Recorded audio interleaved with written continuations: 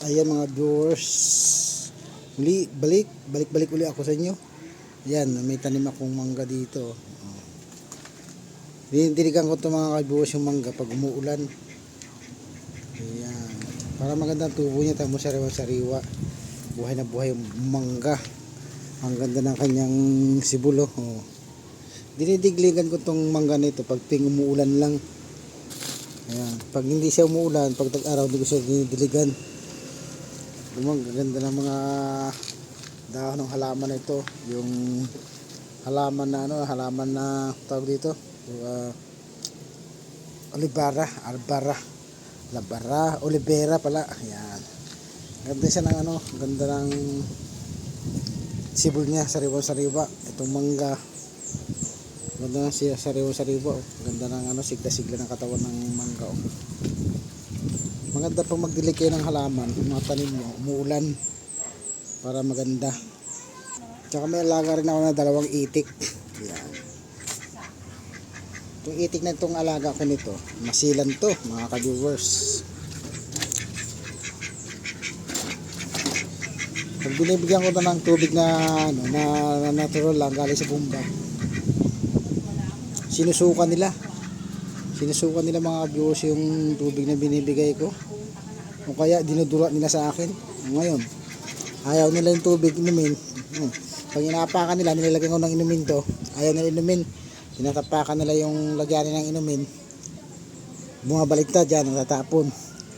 Yan, binibigyan ko sila ng kanin, pagkain. Yung 2 bibi niyan, ayaw nila kainin ng kanin, gusto nila lugaw. Masakit daw ngipin nila pag kanin, matigas. Ayan, bahala na sila dyan, 2. Ayan, 2 kong alagang bibi, malalaki na. Maliliit lang ito dati, yung nabibili nila sa mga daan-daan, mga pambata. Ayan na sila, malalaki na. Masisilan nga lang, gusto nila mineral yung tubig na inumin. Ganyan, ayaw nila ng ordinaryong tubig, gusto nila mineral. Deliver talaga, deliver galing sa Shopee yung tubig. Asilan yan, 2 bibi niyan. Ayan, binilang ko sila ng juice yung bibi. Binilang ko ng palamig, ayaw nila, gusto nila yung gusto na, makakain lang. Binilang ko sila ng palamig, ayaw din nila, dinudura nila. Ang gusto nila yung pineapple juice ang gusto nila inumin. Right. Hello, what's up mga viewers? Balik uli sa pagbablog. Dahil wala tayong garong gawa sa hapon. Ayan, kung matatandaan nyo o nakita nyo man to sa una kong mga vlog, itong hagdan na ito, o sa packet ito. Ayan, ito po ay papuntang bundok ng Sierra Madre o Lakatoktak. Ayan, grabe naman, sobrang kapal ng damo. Paano tayo makakarating dito? Ayan, nawala na yung daan dito. Grabe, nakakatakot, baka may ahas. Ayan, sana mano ito, grass cutter. Baka may ahas dito, bigla sumulpot Oh, ang kapal na ng alam niyo ba kung anong damo to? Ang kapal dito ng damo itong ginagawang pang bubong sa mga bahay, kugon. Kahit ito sinugin, itong bundok na ito, siya, yung tumutubo pa rin yung kugon. Sabihin, yung pinakaugat niya sa ilalim ay hindi naman siya nasusunog. Yung lang, yung maaabot lang ng apoy, ganun lang siya. Sabagay kasi hindi naman gano'ng mainitan yung niya, yung puno nito. Nakakatakot magdaan dito, baka may ahas. Tutuloy pa kaya ako. Ayan, parang wala na kasing dumadaan kasi sobrang kapal ng damo. Ano kaya magandang gawin dito? Papunta po ito ng gruto. Ngayon yung gruto dito napabayaan na ng ating kabaranggayan. ng kabaranggayan dito sa barangay na ito. Hindi na nila napapansin. Sobrang kapal ng damo. Kugon. Napakaganda tong kugon na ito, pang bubong. Tsaka ano siya, malamig sa, lalo pag tag-araw, malamig siya sa bubong. Sarap magpahinga. Nahihingal ako mga ka-viewers. Ayan o. Tingnan nyo mabuti ang kapal ng damo. Samantala no, karaang buwan nagpunta ako rito, talagang ano to, yung malinis na malinis, sunog na sunog. Yung mga damo dito, itong kuko nito wala to. Saka maganda dumaan dito, malinis, hindi ganito kakapal ang kugon. Ngayon sobrang kapal. Pupunta sana ako doon sa taas, kaya lang nag-aalangan ako baka kasi may ahas dito eh. Kapal kasi. Pupuntahan ko sana yung cross doon sa taas ng bundok, kung anong mayroon doon, kung bakit may cross doon sa taas. Kaya lang talagang nakakapag-alangan maakyat dito. Sobrang kapal ang damo.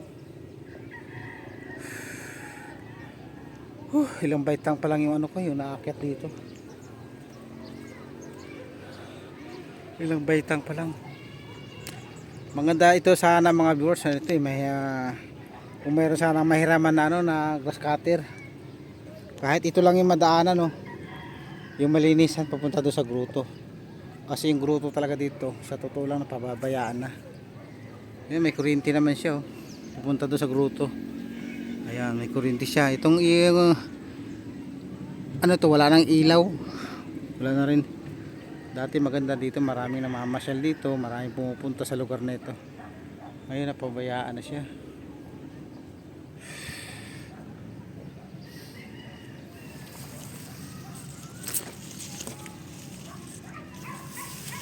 Grabe.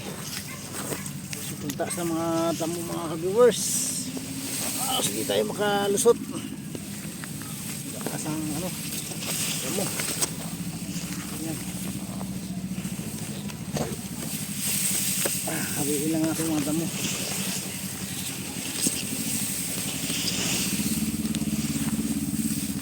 Ayan.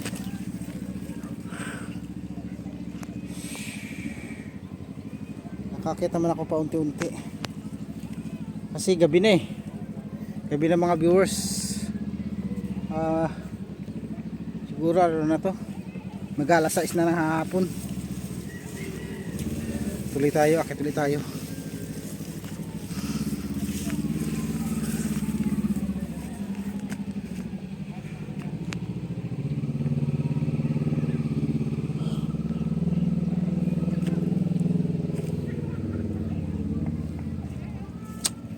Ito yung akit.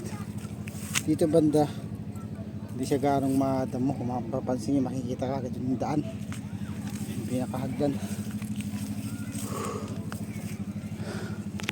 Napakalayo pa ako dun sa may cross, yung cross dun, yung nakikita ko na yung tubo niya, pero yung pinaka cross niya hindi ko pa nakikita dahil nakaharang yung puno.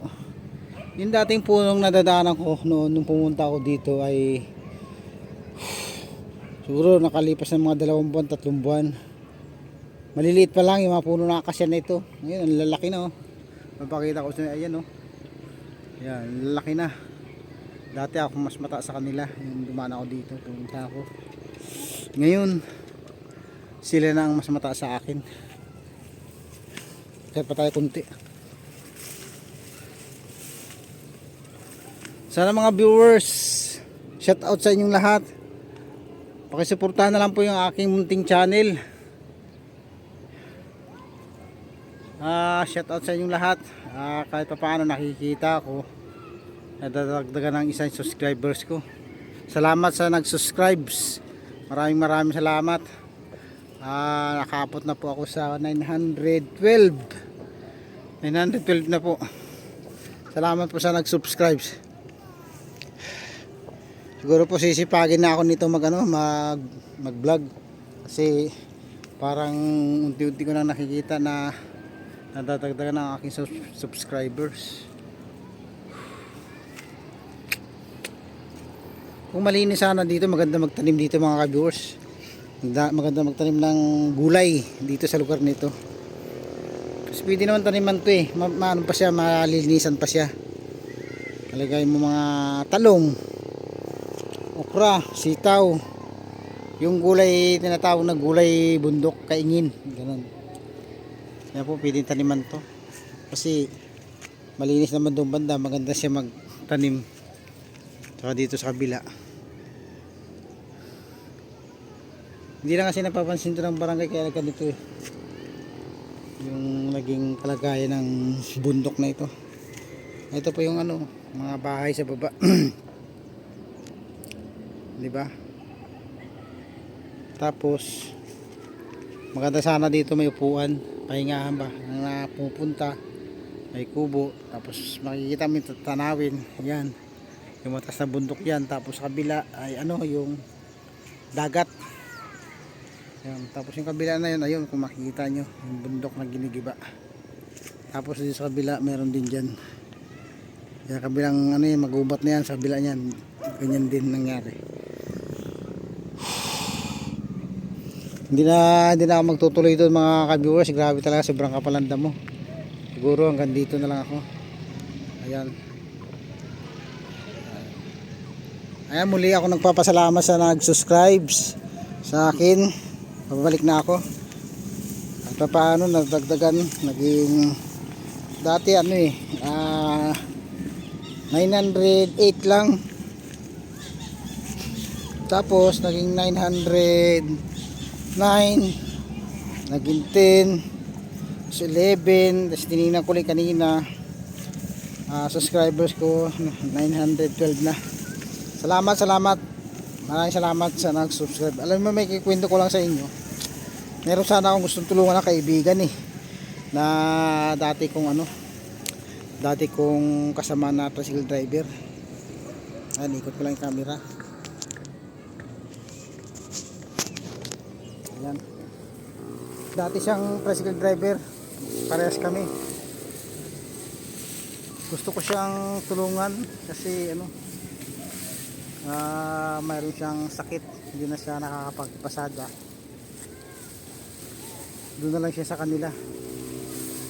Kaya mga viewers, kung sakali man ako ma-monetize dito, pangako ko, bala ko sana bilihan ng bigas yung kaibigan ko na yun, kasi doon na sa kanila, wala man trabaho, asawa niya lang yung nagtatrabaho. Bala ko sana bilihan siya ng bigas pag ako nakaipon ng pira sa pagbubulkanize ko. Kahit araw-araw mag-ipon ako ng 50. Nakabili man lang ako ng kalahating bigas tsaka kunting grocery, may bigay doon sa kaibigan ko. Kawawa, payat na po siya. Sana po supportan nyo na lang yung channel ko. Tsaka kay pala, shout out nga pala kay kung mapapanood nyo ito, kay Par tsaka kay Boy Gubat, na ako po ay inyong taga-subaybay. Sulit yung taga-subaybay, mga idol. Ayan, support na lang po sa ating channel. Hanggang dito na lang mga viewers, at pababa na ako. Kita na ulit tayo sa sunod dahil gabi na mga ka-viewers. Hindi ako makatulog sa taas dahil grabing kapalanda mo. Right, kita lang tayo mga viewers. Ito yung simbahan ayan, simbahan to. Ito may daan dito papunta doon. Tapos yan yan kabila ng bundok na yan, dagat. Baka bukas dyan ako pupunta sa kabila. Right, kita-kits na lang tayo mga viewers.